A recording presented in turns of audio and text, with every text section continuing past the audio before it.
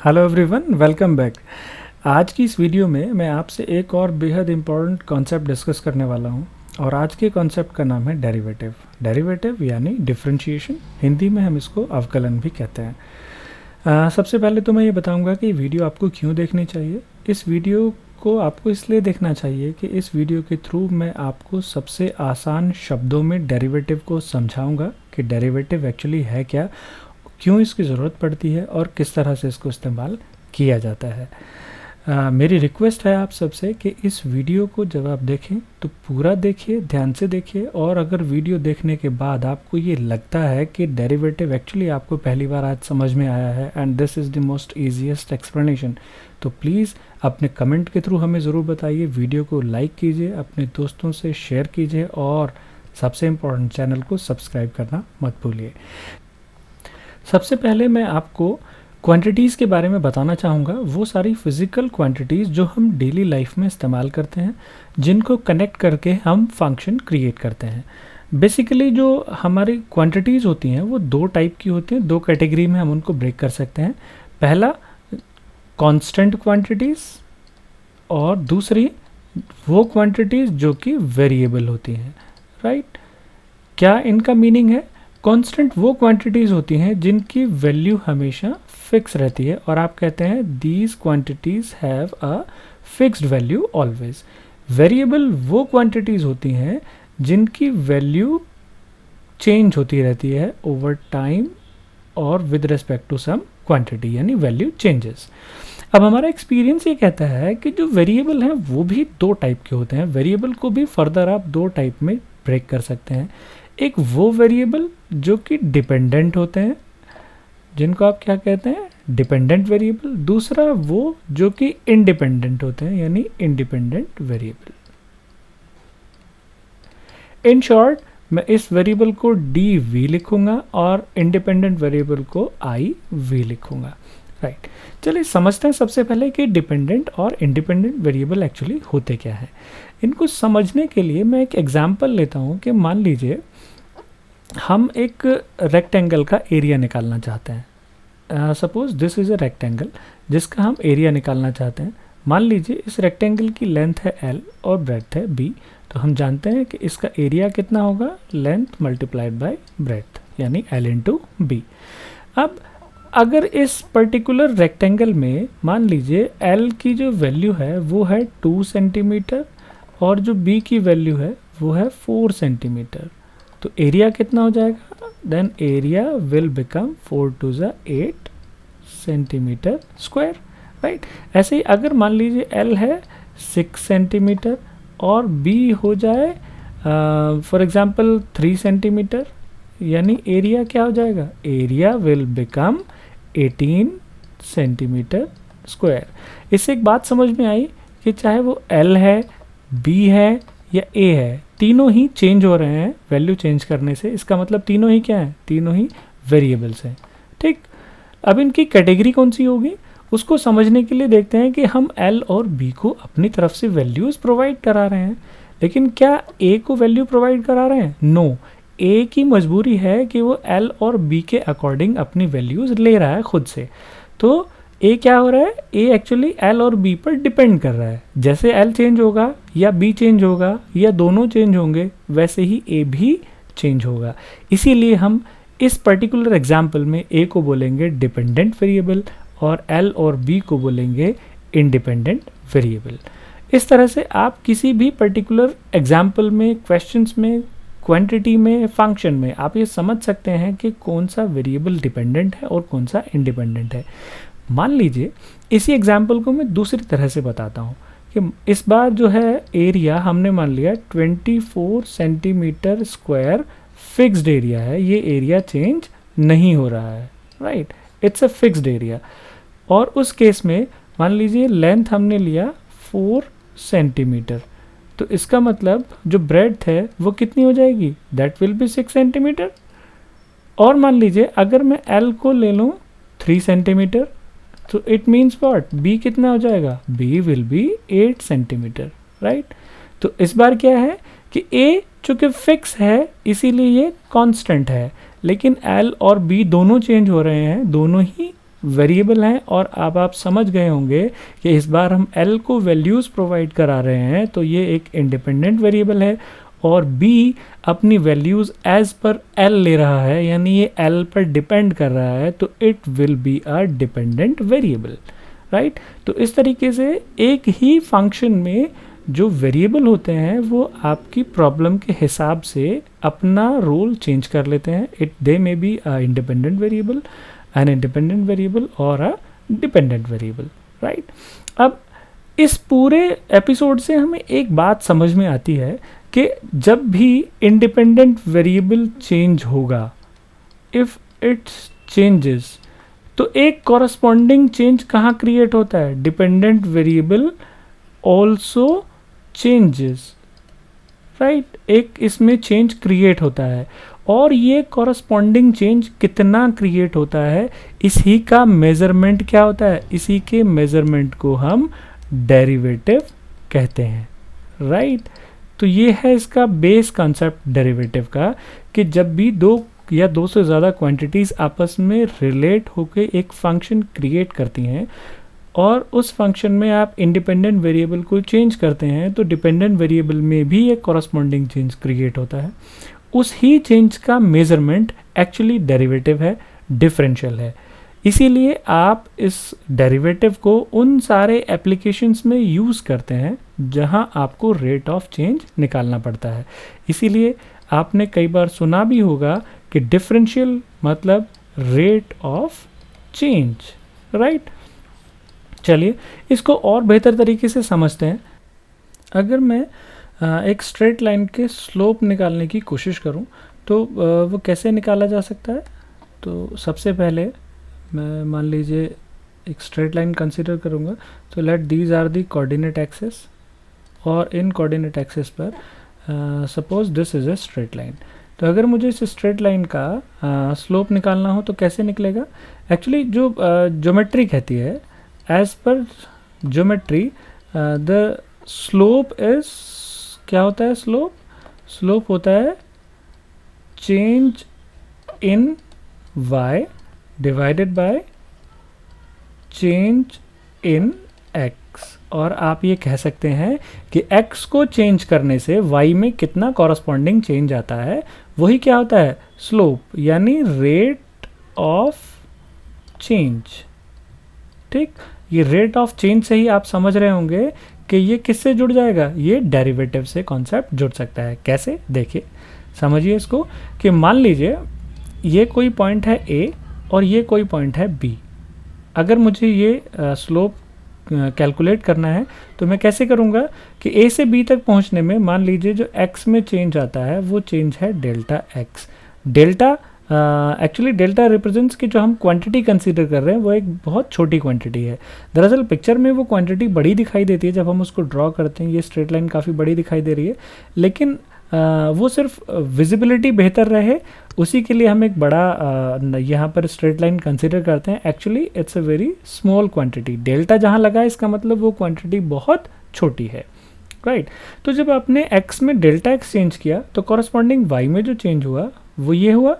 यहाँ से यहाँ तक जो चेंज है that is the change in y, let this change delta y। तो आपका जो स्लोप आया वो स्लोप कितना हो गया? वो स्लोप हो गया delta y divided by delta x। और यही क्या है? यही डेरिवेटिव है। आप ये समझते हैं, आपने ये देखा है कि यही क्या है? डेरिवेटिव, जिसका एक और नोटेशन आप यूज़ करते हैं dy अपॉन dx। इसका मतलब क्या हुआ कि जो आप स्लोप निकाल रहे हैं, किसी भी स्ट्रेट लाइन का जो स्लोप होता है एक्चुअली वो उस स्ट्रेट लाइन का डिफरेंशिएशन होता है। यानी डिफरेंशिएशन का एक दूसरा मीनिंग आप क्या कह सकते हैं कि किसी भी स्ट्रेट लाइन का स्लोप किससे निकल सकता है? डेरिवेटिव से निकल सकता है। अब अगर मैं एक कंसेप्ट आपको बताऊं कि जितनी भी हमारी क्वांटिटीज़ होती हैं जब वो आपस में रिलेट होती हैं, एक फंक्शन क्रिएट करती हैं, तो वो ज़रूरी नहीं है कि हमेशा एक स्ट्रेट लाइन ही होगा जिसका कि स्लोप हर पॉइंट पर फिक्स रहेगा। चाहे आप किसी भी पॉइंट पर स्लोप निकालिए, इसका स्लोप हमेशा क्या रहेगा? फिक्स रहेगा। ये delta y upon delta x का जो रेशो है, जो रेट ऑफ चेंज है, ये हमेशा फिक्स है। लेकिन ऐसा हमेशा नहीं होता। कैसे? एक और एग्जांपल मैं आपसे शेयर कर रहा हूँ कि मान लीजिए आप एक कार की हेल्प से एक डिस्टेंस, एक पॉइंट ए से दूसरे पॉइंट बी तक जाते हैं। मान लीजिए ये जो पूरा डिस्टेंस आपने ट्रेवल किया, ये 200 किलोमीटर ट्रेवल किया और आपने टोटल 4 आवर्स का ड्यूरेशन इसमें लगाया, तो जो ये वेलोसिटी निकलेगी वो आपका अलजेब्रा आसानी से वेलोसिटी निकाल देगा। अलजेब्रा कहेगा 200 डिवाइडेड बाई 4, दैट इज़ जो आपकी वेलोसिटी है वो रहेगी 50 किलोमीटर पर आवर। और ये वेलोसिटी कौन सी होती है? ये एक्चुअली वेलोसिटी होती है average velocity through out your journey. पूरी यात्रा में जो आपकी स्पीड रही वो कितनी रही? वो रही 50 किलोमीटर पर आवर। लेकिन क्या ऐसा होता है कि पूरी यात्रा में आपकी जो स्पीड है वो 50 किलोमीटर पर आवर रहती है? नहीं, ऐसा नहीं होता। चलिए इसको समझते हैं एक ग्राफ के थ्रू। मैं एक ग्राफ यहाँ ड्रॉ कर रहा हूँ, एक ग्राफ बनाने के इस पूरी सिचुएशन को समझाने की कोशिश करता हूँ। राइट, तो ये मैंने कोऑर्डिनेट एक्सेस लिए और मान लीजिए इस पर्टिकुलर डायरेक्शन में इस एक्सेस पर जो मैं कंसीडर कर रहा हूँ वो कंसीडर कर रहा हूँ टाइम t, और इस एक्सेस पर मैं डिस्टेंस को कंसीडर कर रहा हूँ। तो सपोज कीजिए दिस इज़ द पॉइंट जहाँ 200 किलोमीटर डिस्टेंस है और ये वो पॉइंट है जहाँ पर 4 आवर्स कंप्लीट हो रहे हैं। तो जो कॉरस्पॉन्डिंग पॉइंट होगा t इज़ इक्वल टू 4 और d इज़ इक्वल टू 200 का वो ये पॉइंट हो जाएगा। तो अगर मैं इनको ओरिजिन से इसको मिलाऊं तो ये मुझे क्या मिलेगा? ये एक्चुअली मैं दूसरा कलर अगर ले लूँ यहाँ पे तो ज़्यादा बेहतर होगा।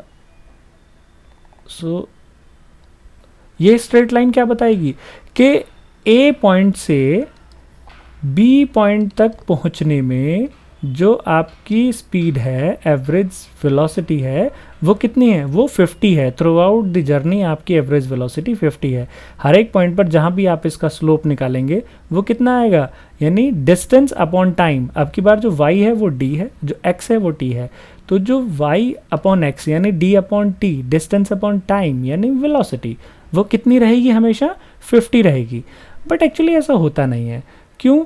कि मान लीजिए जब आप इनिशियली चलना शुरू करते हैं तो आपकी जो वेलोसिटी होती है वो सीधे 50 नहीं होती, वो ग्रेजुअली बढ़ती है।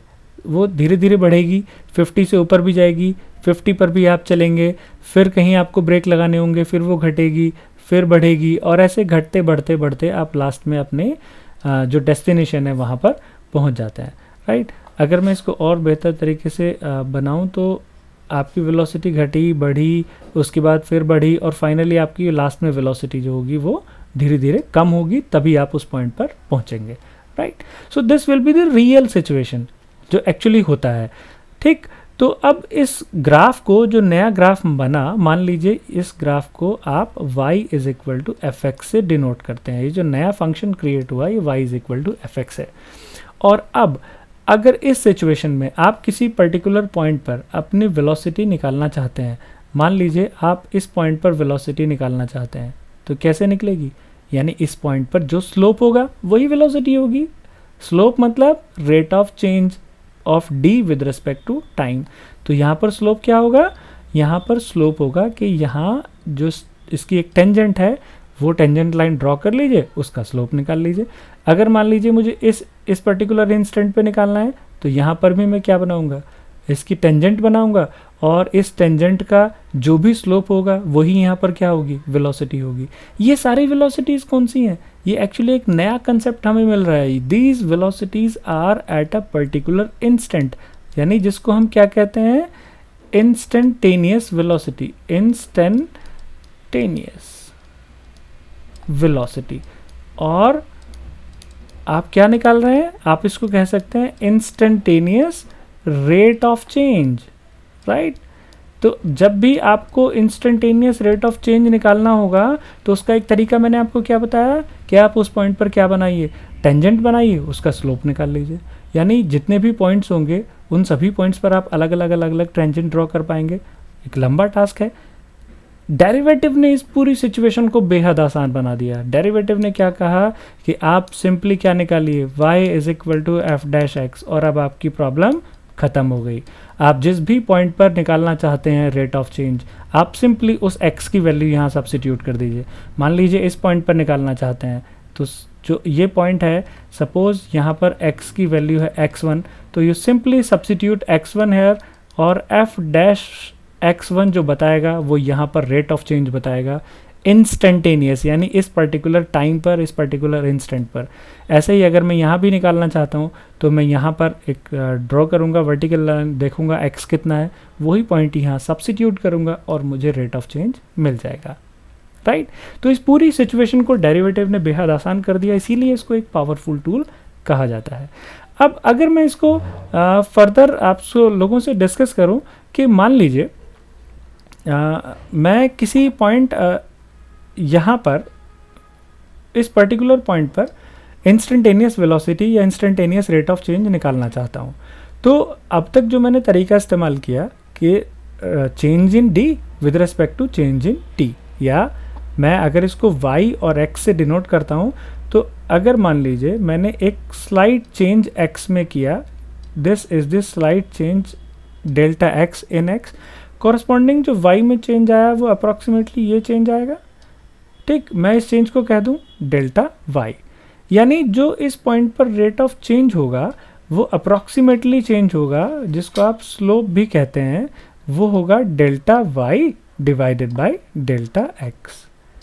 अब ये स्लोप या कहिए वेलोसिटी उतनी ही बेहतर होगी जितना ये डेल्टा x छोटा होगा, जितना ये इसके नज़दीक होगा उतना ही बेहतर आपको यहाँ पर क्या मिलेगा, स्लोप मिलेगा। जो कि आप ये समझते हैं कि जो कर्व होता है, उस कर्व को अगर मैं उसका बहुत छोटा हिस्सा लूँ तो वो ऑलमोस्ट एक स्ट्रेट लाइन की तरह बिहेव करता है। जो एक पॉइंट अगर उस पर ले लें तो वो एक स्ट्रेट लाइन की तरह बिहेव करता है। तो उस पॉइंट पर हम कब पहुँचेंगे, जब आपका डेल्टा x बहुत छोटा होगा, तब ये डेल्टा y इसके बहुत नज़दीक आएगा, यानी हम एक पॉइंट पर पहुँच जाएंगे। यानी हम ये कह सकते हैं कि अगर मैं इसमें limit delta x tending to 0 ले लूँ, तो ये जो पूरा स्लोप आपने delta y upon delta x निकाला है, ये आपको क्या देगा, ये एग्जैक्टली इस ही पॉइंट पर, इस पर्टिकुलर पॉइंट पर आपको स्लोप देगा या कहिए वेलोसिटी देगा। और यही आप जानते हैं डिफरेंशियल का कॉन्सेप्ट है, जिसे आप फर्स्ट प्रिंसिपल भी कहते हैं, प्रथम सिद्धांत भी कहते हैं, राइट। तो अब आपको समझ में आया कि जब दो क्वांटिटीज़ आपस में रिलेटेड होती हैं, तो एक क्वांटिटी में चेंज से दूसरी क्वांटिटी में चेंज क्रिएट होता है, तो वो पर्टिकुलर चेंज निकालना किसी भी पर्टिकुलर इंस्टेंट पर किससे निकलता है, डेरिवेटिव से निकलता है, डिफरेंशियल से निकलता है, जिसको थोरोली मैंने आपको समझाने की आज कोशिश की है। आई होप ये पूरा लेक्चर आपको समझ में आया होगा और आज के बाद कम से कम डेरिवेटिव में आपको दिक्कत नहीं आएगी। तो डियर स्टूडेंट, अगर ये वीडियो आपको समझ में आती है तो प्लीज़ इसको लाइक कीजिए, अपने दोस्तों से शेयर करना मत भूलिए और यस, चैनल को सब्सक्राइब रखिए। अपना ख्याल रखिए, टेक केयर।